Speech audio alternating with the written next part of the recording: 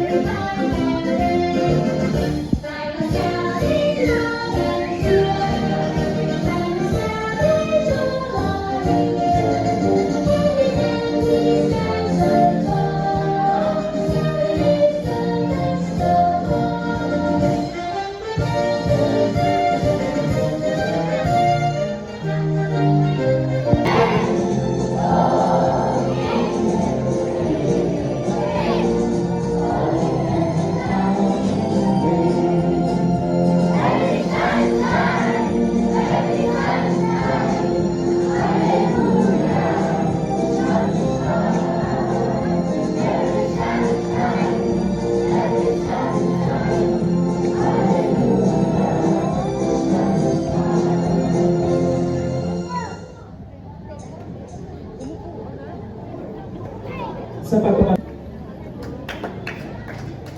Magandang umaga. Magandang umaga po sa ating mga parents. Gusto ko lang po i-share ng content. May nag-viral sa video ni Teacher Carla. Kilala niyo si Teacher Carla? Siya ay dinash ng mga parents nung sinabi niya na ang values bahay. Kaya pag ang bata ay pumapasok ng marespeto sa eskwelahan dahil naturuan siyang marespeto. Kung ano po ang natututunan ng bawat bata sa bahay ay ine-enforce, reinforce lamang po ng eskwelahan. Ano po ang ibig sabihin ng reinforce? Ang eskwelahan po ay nagdadagdag lamang sa kaugalian na natutunan ng po ng bata. Kaya nga po, isa sa paraan ay ang pagpapakilala sa atin ng scouting dahil dito po na nila naiintindihan at lalo pang nagkakaroon ng kamalayan patungkol po sa mga dapat na attitude ng isang bata habang sila ay lumalaki para lumaking responsibilidad o responsible at lumaki na may takot sa Diyos, takot sa magulang, respeto sa magulang, at respeto sa bayan. Kaya ang message ko ito ay hindi para sa mga bata, kundi para sa mga parents. It's time po na turuan natin ang ating mga bata, lalo pa po ang kanyang pag-uugali. Huwag po natin inormalize na kapag nagmumura ang bata ay natatawa po tayo. Marami po tayong nakikita sa TikTok, sa Facebook, na kapag nagmumura ang bata, tuwang-tuwa ang magulang. Hindi po normal yon. Alam niyo po sa Biblia, ang sabi ng Proverbs, train them while they are young. Bakit po? Kasi ang bata, kapag bata ay tinuturuan mo, pwede mo pa pong maituwid. Pero kapag ang punong kahoy, matanda na, pag tinutuwid mo yan, baka masugatan ka pa. Huwag po natin hintayin na isa sa mga batang ito ang maging isang problema ng lipunan. Kundi hayaan natin ang batang ito na magiging sagot sa problema ng lipunan. In-encourage ko ulit, sinachallenge ko ulit lahat. Ang mga parents na nandito, hayaan niyo po ng anak ninyo ay isa sa mga huwarang estudyante, hindi lang dahil bata sila, kundi sa hanggang sa paglaki nila. At ganun po ang aking mensahe sa bawat bata. Hindi porket bata po tayo ay hindi po tayo magiging marunong masunurin o sumunod. Okay? Lalo po natin paigtingin ang pag-uugaling Pilipino, pagmamahal sa kapwa, pagmamahal sa Diyos, at pagmamahal sa bayan. Magandang umaga po sa inyo lahat. Marami po. Okay. Sapagkat ang lahat ay handa na, ang pagtatalaga ay atin ng pasisimulan. Mga bata, huwag mag-ingay, panatilihin ang katahimikan. Ang maririnig ay inyong unawain at isipin ang kahulugan. Pumandan at maayos na ang ating ng pasimulan. Tinatawag ko ang ating buting tagapangalaga ng ating seremonya, walang iba kundi si Scouter Jing C. Mali.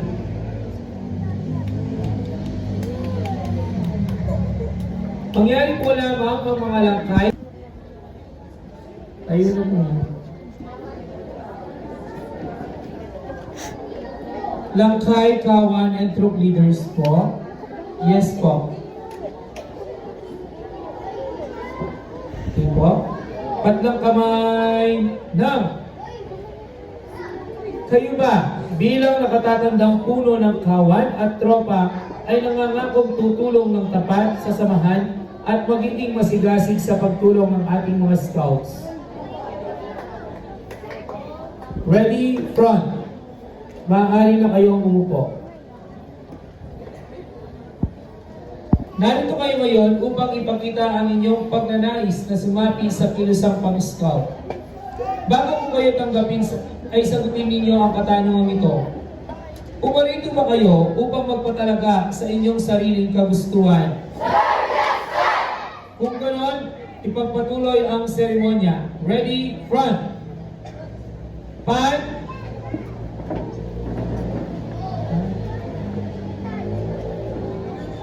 Mamamayan ng ating bansa. Gayon din ang paghubog ng magandang kaugalian sa bawat batang Pilipino. Sa umpisa pa lang, ang scouting mula sa definisyon, sa kanyang halagang at mga prinsipyo, ang tungkulin sa Diyos at bayan, tungkulin sa kapwa, at tungkulin sa sarili. Ang tatlong tungkulin ito ang siyang pinakasentro at halaga ng scouting. Ang pagbibigay ng kusang loob na serbisyo at sakripisyo sa kapwa ang siya namang nagbibigay daan sa kahalagahan ng pag-ibig na siyang nagbubuklod, pagsasakatuparan sa tatlong pangunahing tungkulin ng scouting. Gaya nga ng nasabi sa panunumpa ng scout at batas ng scout, sa ngalan ng aking dangal ay gagawin ko ang buong makakaya upang tumupad sa aking tungkulin sa Diyos at sa ating bayan at ang Republika ng Pilipinas at sumusunod sa batas ng scout, tumulong sa ibang tao sa lahat ng pagkakataon, pamalagiing malakas ang aking katawan, gising ang isipan at marangal ang asal. Ang scout ay mapagkakatiwalaan, matapat, matulungin, mapagkaibigan, magalang, mabait, masunurin, masaya, matipid, matapang, malinis, makajos. At ngayon, ating saksihan ang pag-ilaw sa tatlong kandila na sumisimbolo sa tatlong tungkulin ng scout. Ang unang kandila na iilawan ni Scouter Alma Makamay ay sumasagisag sa tungkulin ng Diyos at bayan. Tayo bilang miyembro ng Scout Movement ay naniniwala sa Diyos. Hindi man pare-pareho ang ating pagsamba sa Kanya, tayo pa rin ay nagkakaisa tungo sa ating pananalig at paniniwala na may isang higit na makapangyarihan at malakas sa buong sangkatauhan upang ating magampan. Ikalimang kandila ay sumasagisag sa ikalimang batas ng Scout. Ito ay iilawang ni Scout Darren Lapier.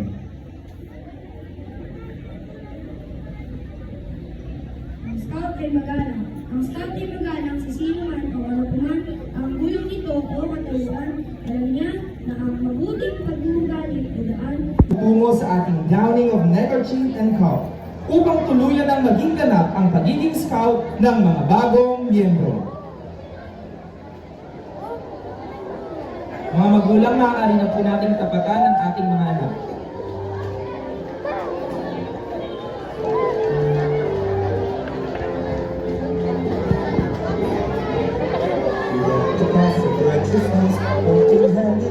Mula sa mga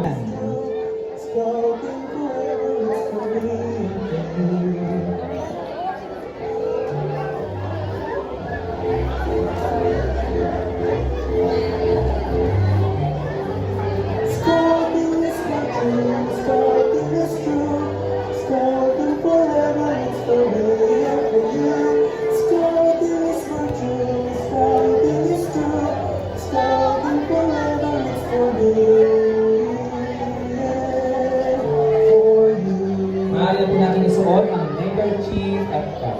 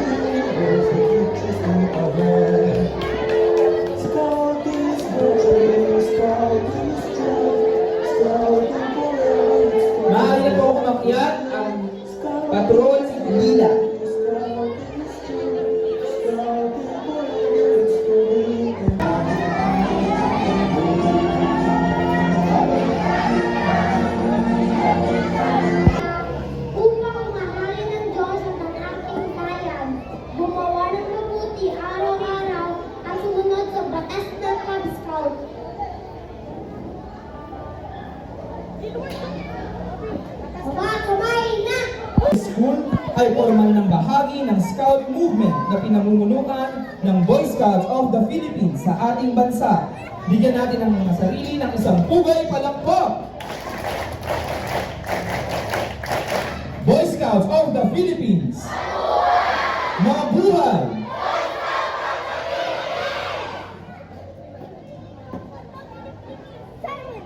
Mabuhay!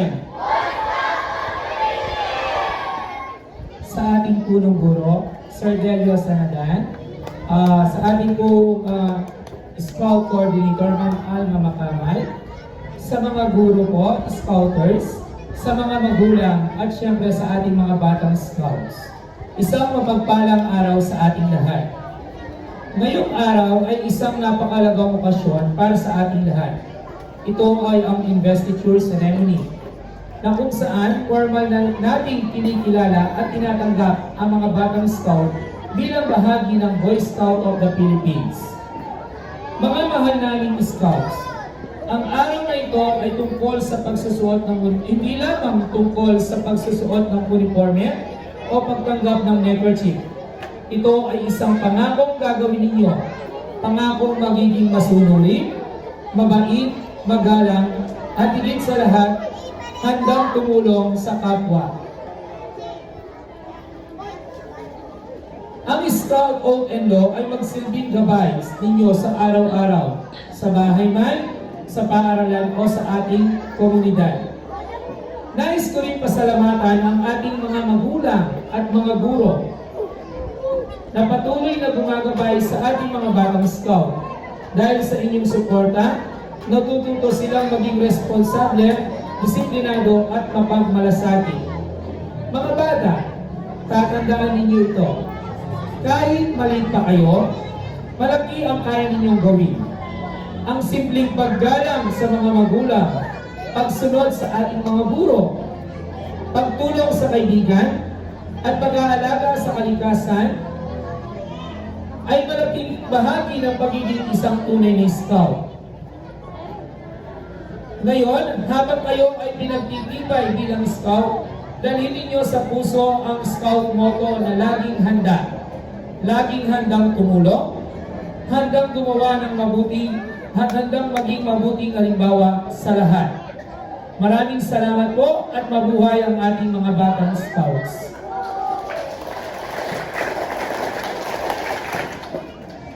Maraming salamat po. Saksihan ang Exit of Colors.